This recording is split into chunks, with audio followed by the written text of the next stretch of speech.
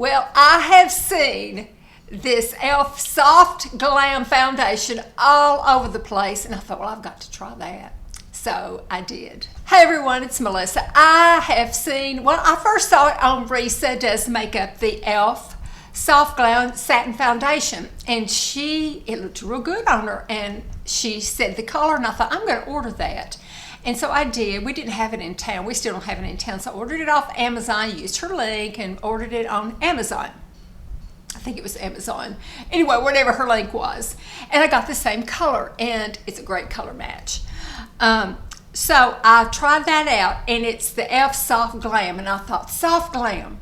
Now, where have I heard that before? It's the Soft Glam palette from Anastasia, Beverly Hills. I thought I'm going to do a whole look. Well, I did eyes and I did foundation. But I have on today, and this is actually several hours later because I couldn't get back on here immediately after I did the look. So I used my Soft Glam palette, and as you can see, it is loved and used and, you know, dirty, and I explained what happened to my fingernails because I haven't been able to get back to the salon. But I thought that would be kind of fun with them having the same name to do a Soft Glam. I think, you know, this foundation and this palette, makeup palette, eyeshadow palette, I think it can make a good summer look, as long, and with the lipstick that I used, which is Milani lipstick, and then the Honey Thief that I used from Melt Cosmetics. So I felt like, you know, it was an okay look, and it was one that I think would work for summer. But it's mainly, this is a review of the e.l.f. Soft Glam foundation. So watch and tell me what you think. Okay, I'm having a heck of a time keeping it in frame, so I'm just going to kind of stay real still and keep my head right here in frame. So my nails are raggedy. I'm sure that you won't be able to miss that. I have vasculitis. I was supposed to get them done last week. I have vasculitis. So on my calves and on my shins, and it was painful. They're wondering if it was caused by my medicine I'm having to take to keep the cancer away, and I hope I can stay on it. They're letting me stay on it for a while because it did go away. But if it comes back, I'm afraid they're going to take me off of it. But well, fingers crossed I get to stay on it. Okay, so here is the foundation. Got the color 25. It's in a very nice squeeze bottle, so you can squeeze some out. Trying to keep my head real still. Okay, so I like to put it on with fingers. I like to make sure that I do my normal routine when I try a new foundation. That means I don't use a primer and I don't use powder. I just use the foundation over my skincare. So in order to test it out like I would against my NARS, I will do my normal routine, and that is also, I enjoy using my fingers to put on my foundation. Oh, that's so nice. That is so nice. We got somebody here working. Oliver is going crazy. He'll settle down in a minute. That is really nice. Look how nice that is. But I like to have the feel of the foundation. I like to have, you know, how the foundation, how it feels against my skin. I like to have my fingers kind of warm up the foundation, like if it's a cream or something. But I just got, you know, I'm older. I got in the habit back in the day of using my fingers, and I still like that.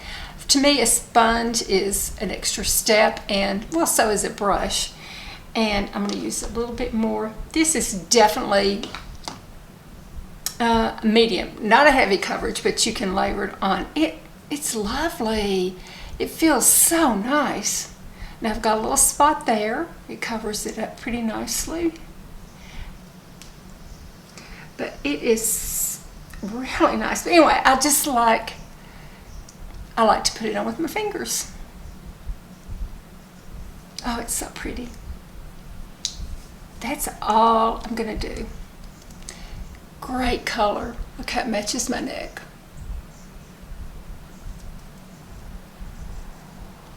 It's the color 25. Really nice color.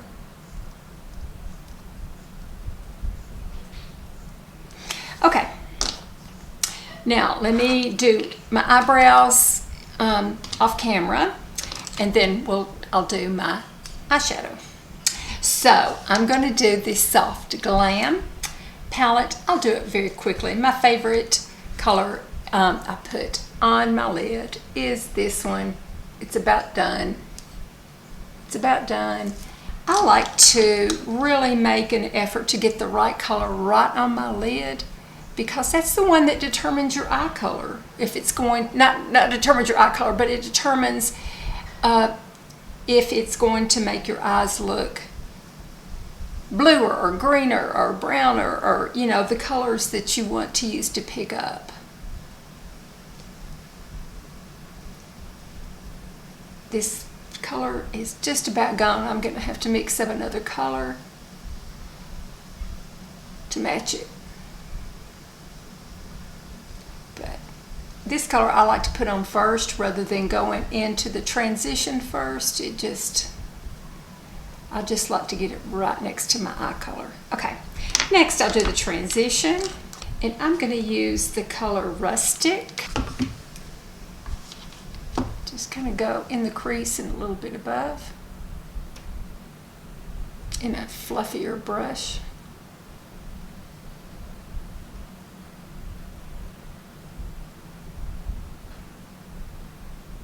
Okay. Next I'm going in the crease, and I think let's do Sienna in the crease. That's a lovely, lovely color. Nice, pretty spring soft color. Okay. There we go. It's kind of right slightly above the crease and my eyeball. We had a granddaughter that she didn't like, when she was real little, she didn't like the word eyeball. She would say something about, I'm going to put that, I said, I'm going to put this eyeshadow above my eyeball. She'd say, I don't like that word, please don't say that. In this little Tennessee accent, I don't like that word. Okay, so next I'm going to go to the outer V, and I'm going to use Mulberry for that. Okay. You get my little outer crease brush. Yeah, for this particular look, I really do like putting the eyeshadow on the lid first rather than starting with the transition color. It's one that's easy to put other things over it, but the original color stays there strongly to determine if it makes your eyes look bluer or greener or purpler or whatever. Okay. I'm going to go into, is it Tempera? Tempera? I think it is, that one. And kind of go under the brow area right there. There we go.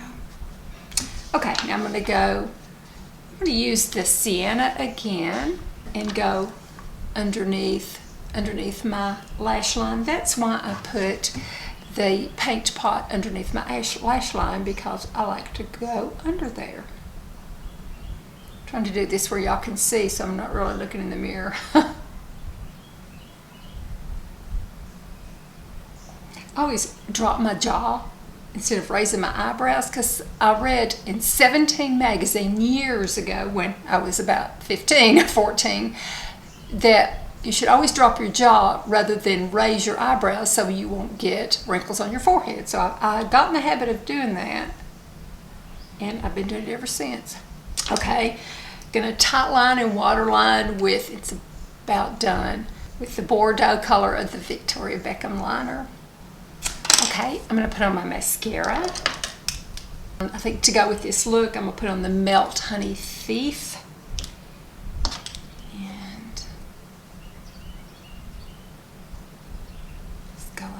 That.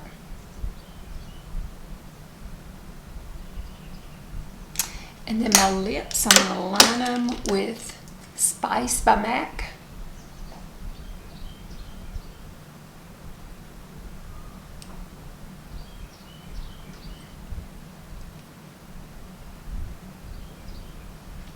I think my lip today I'm going to do, because it's soft, I am awesome.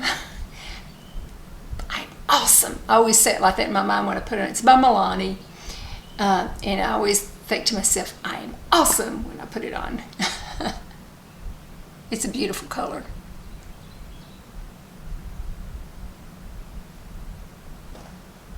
Okay, this is it so far. Let me show you with my makeup mirror light on and without.